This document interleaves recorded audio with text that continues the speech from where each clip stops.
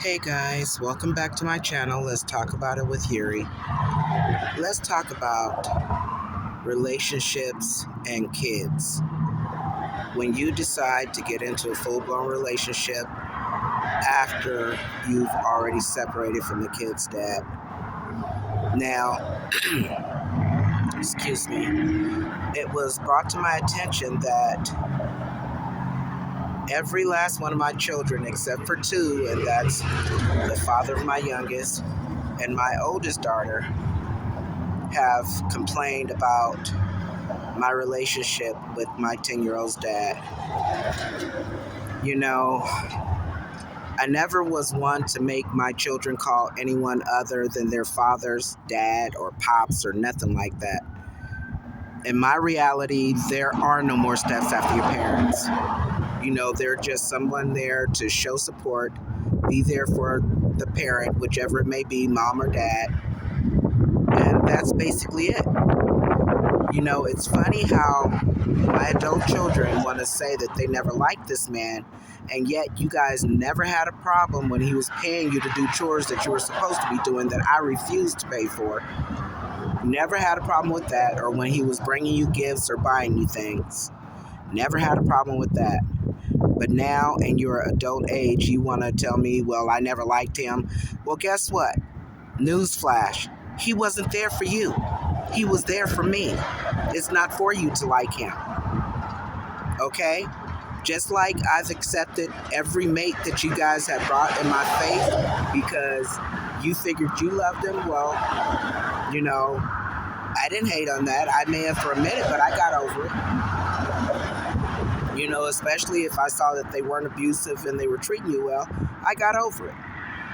Because like I said, your mate is not there for your kids. Your mate is there for you. And I'm going through a situation with my 25-year-old. And it's a situation that, there were some things said. And I've never had this girl curse me and yell at me and disrespect me the way she has. I'm not dealing with that. I'm not going to take it, and I don't have to take it. I'm too damn old. And I have to be here and not putting myself in the hospital or in hospital's harm for my 10-year-old. So when I make statements like, well, my only concern is my child, well, yeah, my job with you has been over for 7 years, and yet I still supported you guys in everything. It's only right that you remove yourself from the nest and give mom a chance to catch up. It's only right. I don't know not one of my girlfriends or so-called friends that let their children stay with them rent-free after the age of 18. And I still didn't charge rent. It was always, oh, well, whatever you can spare. I should have set the boundaries right then and there. I raised my son hard because I had to raise a man. But he was right. Somewhere along the way, I slipped while raising my girls. And, it's a little more difficult because I didn't want them to be like me, being the teenagers with babies and what have you. And what can I say? When it's time to let go, it's time to let go. And I'm tired of holding on. This one particular child, she does have some mental instability. And it's like, I've taken it as far as I can take it. If you don't want to help yourself, you can't expect somebody else to help you. Like I said, I have a child to still raise, and for you to feel like you're privileged and that I should still be taking care of you, that's out of line. You're 25 years old, and if it's gonna take tough love, so be it. I can no longer worry about anyone but me and my 10-year-old, who's still a minor, who still can't make decisions for herself as you can. You guys have had plenty of time to get it right. And I appreciate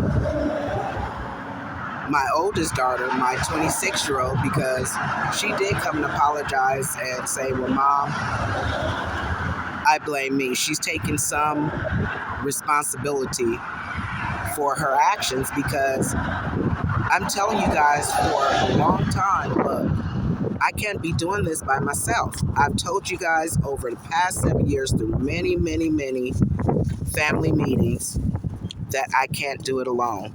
And yet you refuse to get up and work hard enough to pull your own weight. You know, and now you want to come at me out the side of your neck. I'm not having it. I'm not having no child of mine disrespect me blatantly. So if you're dealing with this situation or have dealt with it in the past, I would appreciate a comment, because I would find it interesting to see how other people got through the same situation. And like I said, you know, it's time to start living for me. It really is. And if I'm to be here for my 10-year-old, that's what I'm going to start doing. You know, I'm even considering now, with my last hospital stays, definitely quitting smoking. I've said it for years, and I've always blamed the stress and used it as an excuse. But you know what? As I still grow on this journey and grow up, because I'm still not fully grown, I still got a lot of growing to do. You know, that's a different video, but you guys check me out just in case. Follow me along and see if I could do it. But until the next video, please like, share, subscribe, hit the all notifications bell so that you don't miss any juicy bits from my journey. See where I end up. Until the next video, you guys have a beautifully blessed weekend, and stay tuned for more. Thank you. Have a blessed one. Bye-bye.